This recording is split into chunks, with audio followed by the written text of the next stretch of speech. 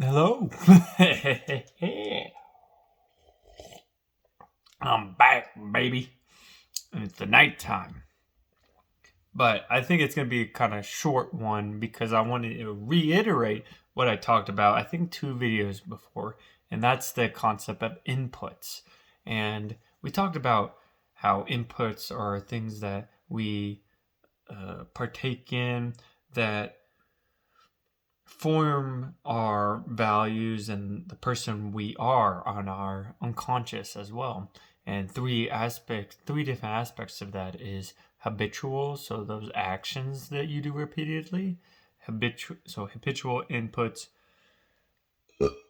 no, excuse me, informational inputs, so the things that you consume, so the media you consume, the television shows, the books, the podcasts, the audiobooks, whatever. But also, I don't know how to say this.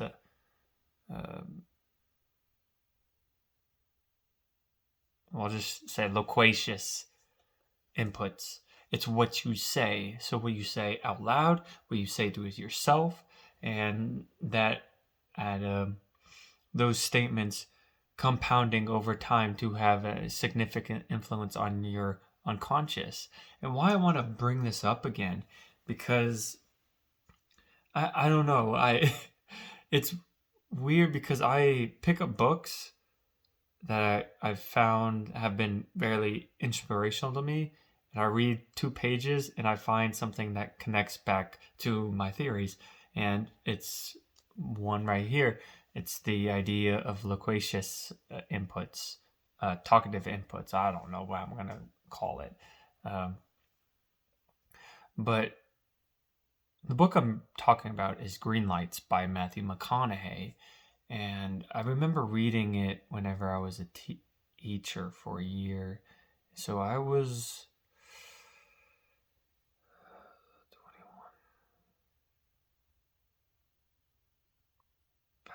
25, 2021, so 4 years, so probably 24. Yeah, I was about 24 when I read it. And I remember it being very impactful to me. Not necessarily because I knew what all of these philosophy meant, but I felt like his life was one of meaning and one that I could learn from. And as I'm reading this again, first couple pages in, he talks about how his mom would punish him severely for saying things that are detrimental to himself and to others. So he would get punished. He got punished for calling himself Matt because they named him Matthew, not Matt, for saying "I hate you" to his brother instead of "I love you," for saying "I can't" instead of "I can," and I forgot the fourth one. But I find it so interesting that the most severe punishment that mum, his mom gave him were those of the loquacious inputs of the things that he said. And he talks about this as well, is that the things that we say and the things we tell ourselves are what cultivate our values. We say it enough times and it becomes part of who we are. It becomes your unconscious being. So whenever you have an instance where you're not thinking and you're allowing your unconscious to think or to do for you, it's those values that come out. It's what you've done on continuously, what you've said continuously for however long. And he talks about that, and he talks about how it's a pivotal part of his value system is how he perceives himself through what he says. And now he says, as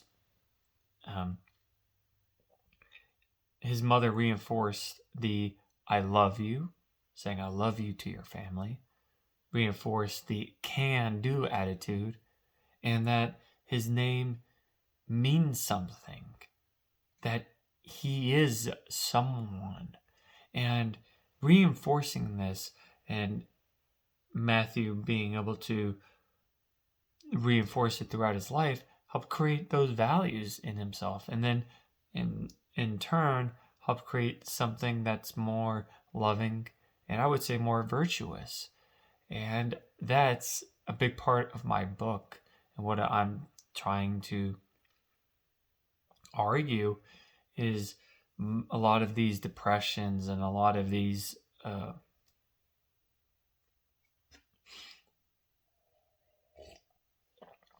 lot of these depressions and anxiety or suicidal thoughts are coming from a downward spiral. It's not the only reason, I think. I don't I don't think it's just positive thinking. I think well, let's go into loquacious statements. So I don't necessarily think loquacious statements, the things you say about yourself, is need to be positive all the time. I don't think that being positive all the time and saying these statements all the time about yourself necessarily always helps. What does help are things that formulate your character. That's a good one. So instead of relating this back to seven habits of highly effective people. So not the personality of a person, but the character of a person. So what are you? What kind of character do you want to be? And it's not saying I am a virtuous person. No, it's the actions that would lead to virtue. So in well, a good example is confidence in Matthew McConaughey's case. It's okay. It's not saying I'm a confident person. You can tell yourself that all the time, but what does it mean to be confident? Well, it's to say, I can do it. I can do this. It's not, I can't do this. So I think an important aspect for loquacious inputs is that it's not the it's not saying the desired result. So it's not saying I am virtuous or I am courageous or I am confident. It is what are you saying that leads to being more courageous, that leads to being more virtuous, that leads to being more confident. So confidence being I can do this. Courage is being actually saying things when it's uncomfortable for you to say them. It's something being virtuous, being sometimes not saying anything, making sure you're not talking bad about people behind their backs, or going back to courage, telling people why you don't like what they're doing. And it's the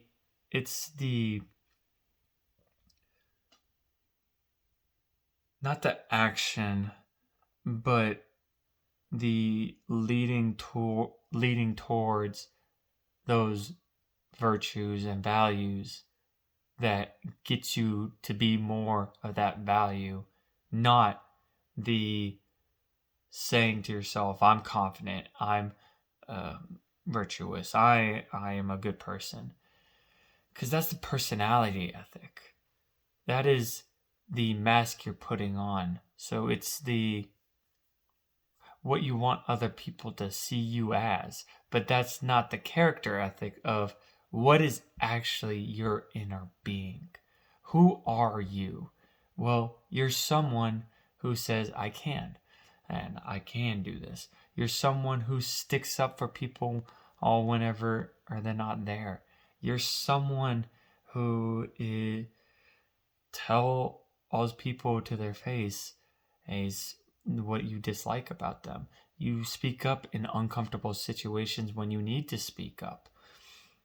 And those things build your character, and as a byproduct, makes you more virtuous, makes you more courageous, makes you more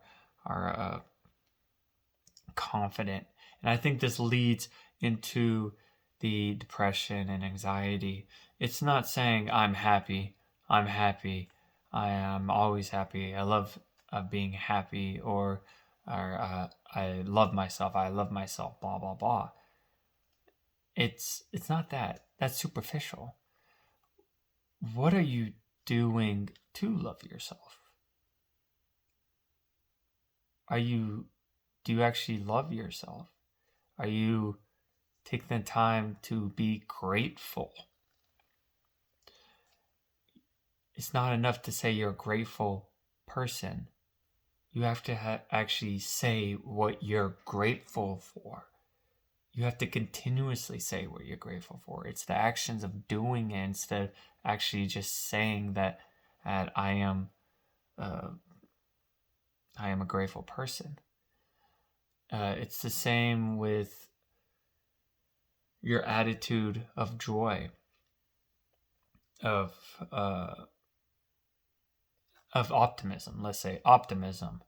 It's not saying that I'm always positive, I'm always optimistic. It is looking at a situation saying, you know what, this happened, but I can find the opportunity in it. And it's saying those things. It's the how instead of the what that I think changes our inner being. Actually, I'm going to write that down. It is the what. Ah! You wait right there. I'm coming back. I swear. I just need to get my pen. It is the how of what you say.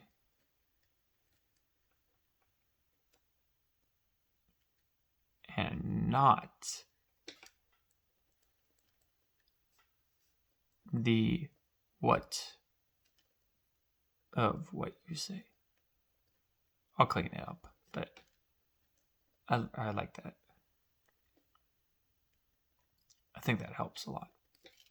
And there's plenty of scientific research behind that, with optimism, with gratitude, with loneliness, that I'm not going to get into today because I'm still working on that in my book, and I want to do a little bit more research on that before I start thinking out loud and making connections. But I'm so glad you guys stuck around to watch.